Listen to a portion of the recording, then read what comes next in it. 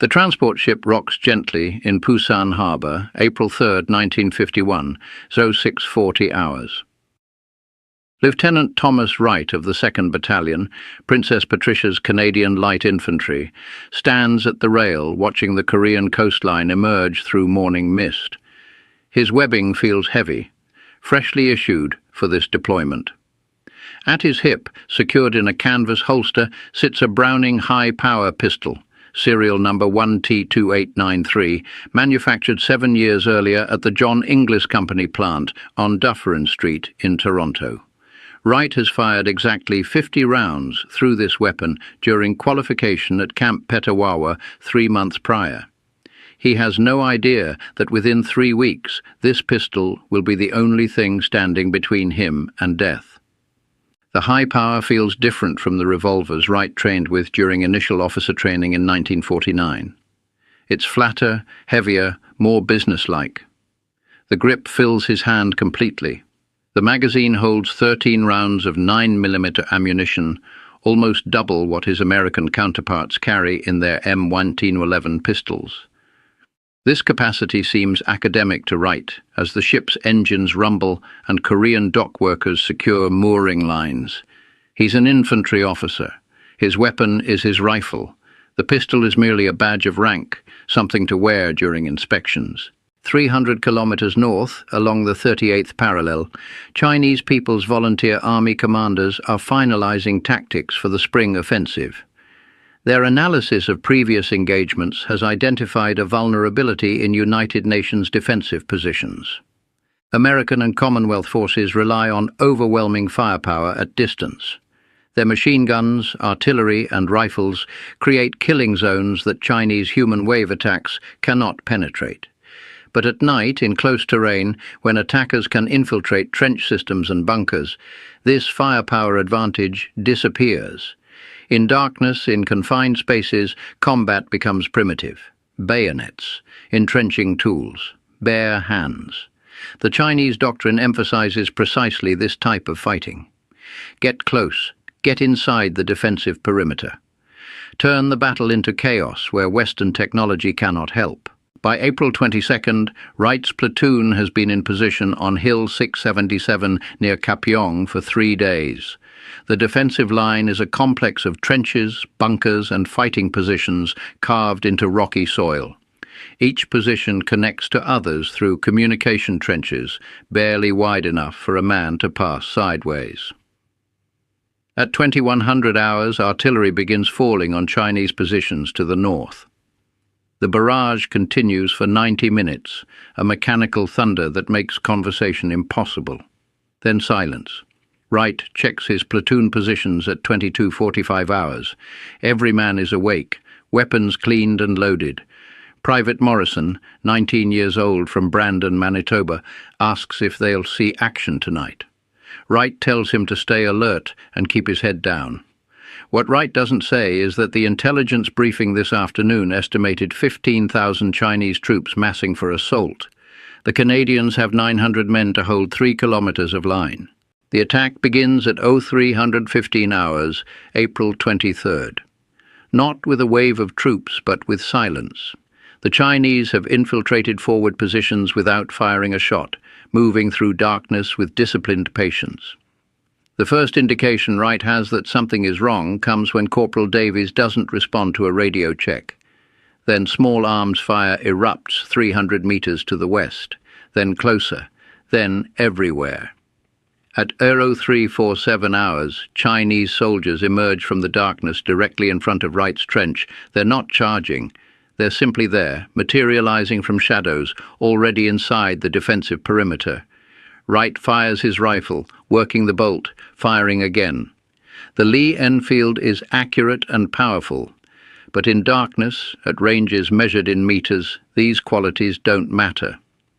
A Chinese soldier appears at the trench entrance, 10 feet away. Wright swings his rifle too slow. The soldier has a submachine gun. Wright knows he's dead. The burst never comes. Sergeant Henderson, 5 feet to Wright's left, has drawn his high power and fired 3 times. The Chinese soldier falls. Another appears. Henderson fires twice more. The pistol's report is sharp, distinct from rifle fire, cutting through chaos. Henderson's weapon is empty after 5 rounds. No, Wright realizes. Henderson is reloading. The high power holds 13 rounds. Henderson had 8 left after the first engagement. More Chinese soldiers pour into the trench system. Wright drops his rifle, draws his high power, thumbs off the safety exactly as he was taught at Petawawa. The weapon comes up naturally, the sights aligning themselves. A target at 15 feet. Wright squeezes the trigger. The recoil is manageable, less than the revolvers he trained with. The target falls. Another target. Squeeze. The mechanical action of the pistol is precise, reliable. Slide cycles. Brass ejects. New round chambers. Ready to fire. The fighting contracts into a series of fragments. Wright is no longer thinking tactically. He's reacting. A Chinese soldier appears at the communication trench entrance. Wright fires twice, center mass, the way they taught him on the range. The soldier goes down. Wright's ears are ringing, but he can hear the high power's action cycling, that metallic snap that means the weapon is working. He's fired 7 rounds, 6 left. A grenade detonates in the next trench section, the concussion making his teeth ache. He moves forward, clearing the junction where 3 trenches meet. 2 Chinese soldiers are trying to maneuver a machine gun into position. Too close for rifles. Wright fires 4 times, rapid, controlled. Both soldiers fall. 2 rounds left in the magazine. He reloads, dropping the empty magazine, retrieving a fresh one from his webbing. His hands are shaking, but the magazine seats cleanly, solidly. He chambers a round. 13 more. The mechanical simplicity of the high power makes this possible in darkness, in stress, with hands that can barely hold the weapon steady. There are no complicated safeties, no hammer to cock manually. The pistol is ready to fire the instant the magazine is inserted and the slide released. At 042 hours, Chinese forces pull back to regroup. The assault has lasted 25 minutes. Wright's section has held. He checks his ammunition. He's fired 26 rounds from his high power. Both spare magazines are empty. His rifle, abandoned in the first moments of fighting, lies in mud at the bottom of the trench. He has 13 rounds left. Dawn is 3 hours away. The second assault comes at 4:45 hours. This time the Chinese concentrate on bunker complexes, trying to eliminate strongpoints that disrupted their first attack. Sergeant Marie Bouchard, 28 years old, supply section, is in Bunker 7 with 4 wounded soldiers when the attack reaches her position. Bouchard has been at war for exactly 11 days. Her combat experience consists of 1 mortar barrage that landed 300 meters away. She carries a high power because regulations require it. She has never fired at a human being. The bunker entrance is a narrow opening, sandbagged, designed to be defended by riflemen. But the riflemen are wounded. Private Taylor has shrapnel in his chest. Corporal Kim's left arm is shattered. They cannot fight. Bouchard moves to the entrance, draws her pistol, and waits. She doesn't have to wait long. A Chinese soldier appears at the entrance, silhouetted against muzzle flashes outside. Bouchard fires. The soldier falls. Another takes his place immediately. Bouchard fires twice. The bunker entrance is a fatal funnel. Anyone coming through that opening is exposed for 2 full seconds. Bouchard fires at every target that appears. The high power's capacity means she can engage multiple targets without the catastrophic vulnerability of reloading. She fires 9 rounds. 4 Chinese soldiers lie dead at the bunker entrance. 4 rounds remain. A grenade lands inside the bunker. Bouchard sees it, black against grey concrete, rolling. She has perhaps 2 seconds. She drops flat, covering her head. The grenade detonates. The concussion is enormous in the confined space. Bouchard's ears are bleeding. She cannot hear, but she can see.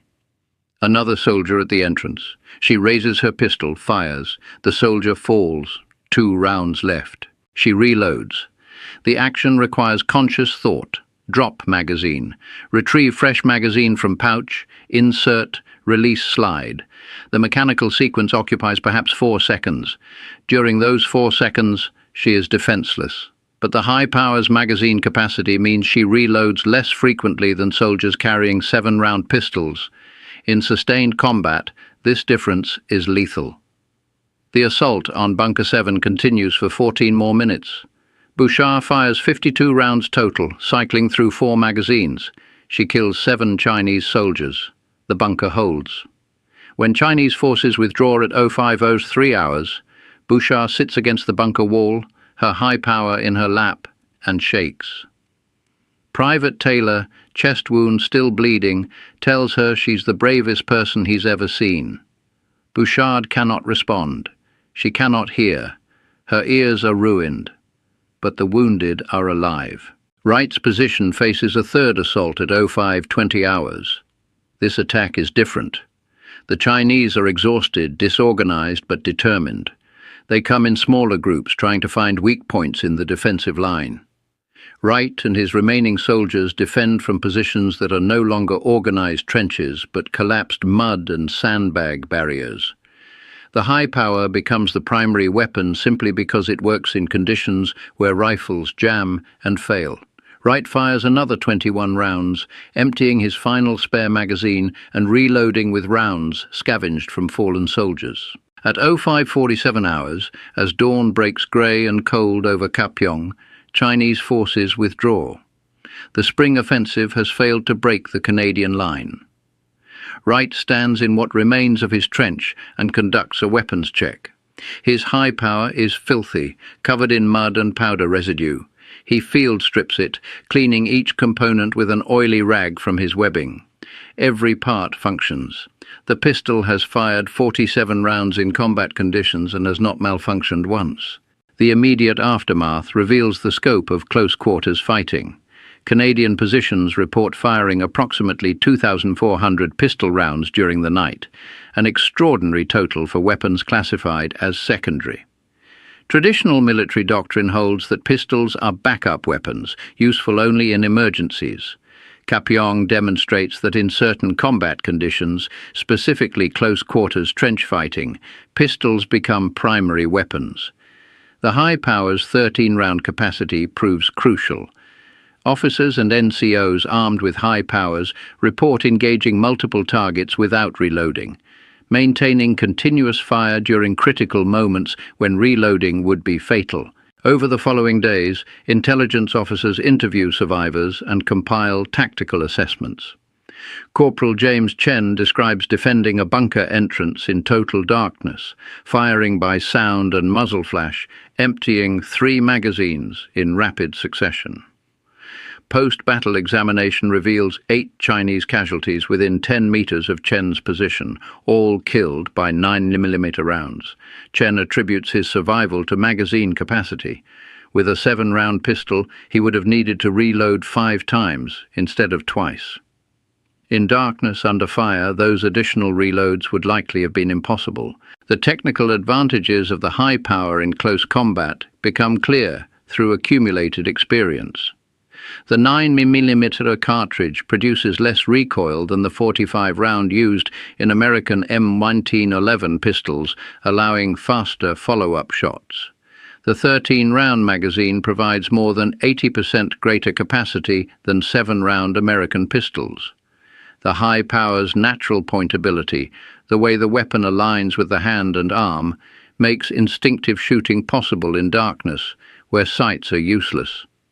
The simple, robust design proves reliable even when covered in mud and operating in temperatures near freezing. What makes these qualities significant is that they emerge not from laboratory testing, but from combat. The John Inglis Company in Toronto manufactured 151,816 high powers during World War II, supplying Commonwealth and Allied forces. The weapons sent to Korea in 1951 are pristine, properly stored, minimally used, effectively new. They represent the highest quality control standards in pistol manufacturing. Belgian-made high powers are excellent weapons. Canadian-made high powers are slightly better, with improved grip checkering, higher quality magazines, and tangent rear sights as standard features. Wright's specific pistol, serial number 1T2893, becomes a case study. Manufactured in Toronto in January 1944, the weapon served with Canadian forces in Europe, was returned to stores in 1946 and reissued in 1951. By the time Wright receives it, the pistol is 7 years old and has fired approximately 300 rounds. During the Battle of Kapyong, Wright fires an additional 47 rounds. Post-battle inspection reveals the weapon remains mechanically sound, accuracy unchanged, all components within specifications. The pistol continues in service for another 27 years before being retired in 1978. Chinese tactical doctrine adapts. Captured documents from May 1951 include specific warnings about Canadian pistol capabilities. One tactical manual instructs, Canadian officers carry high-capacity pistols and are well trained in close combat. Avoid trench infiltration tactics against Canadian positions. Engage at range where numerical superiority provides advantage. This represents a significant shift. Chinese forces effectively abandoned close-quarters assault tactics against Canadian positions specifically because of weapons like the high power. Bouchard's defense of Bunker 7 becomes legendary within Canadian forces. In June 1951, she testifies before a parliamentary committee reviewing weapons training. Her statement is direct. She was a supply sergeant. She received basic pistol training, 50 rounds on a range. That training saved 8 lives, including her own. Every soldier should be trained with their sidearm as if their life depends on it, because it might. The committee recommends increasing pistol ammunition allocation for training from 50 to 200 rounds per soldier annually. The broader implications extend beyond Korea. Military analysts recognize that modern warfare includes significant close-quarters combat despite advances in weapon range and accuracy. Armored vehicles, urban terrain, bunker complexes all create situations where fighting occurs at ranges measured in meters. In these conditions, pistol capacity and reliability are not secondary concerns but primary determinants of survival. The high power's design, conceived in the 1920s by John Browning and completed after his death by Dieudonné Saïve at FN Herstal in Belgium, proves remarkably suited to these requirements. Browning died in 1926, never seeing his final pistol design completed or adopted. He could not have anticipated that Canadian soldiers would carry his weapon into combat in Korea 25 years later, or that the high power would remain in service for 78 years, longer than any other military pistol in history. The weapon's longevity reflects fundamental design excellence. The high power has no unnecessary features, no complexity for its own sake.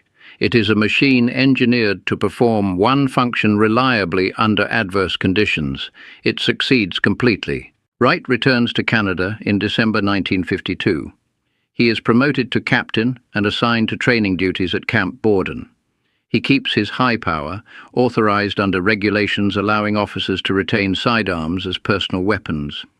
In 1997, at a veterans event in Ottawa, Wright demonstrates field stripping his wartime pistol for a group of military cadets. He completes the process in 23 seconds, explaining each component. This pistol saved his life 6 times that he can remember clearly, probably more he doesn't. It never jammed, never failed to fire, never let him down. In close combat, your weapon is everything. This one was perfect. The Canadian Armed Forces officially retire the high power in 2022, replacing it with the Sig Sauer P320.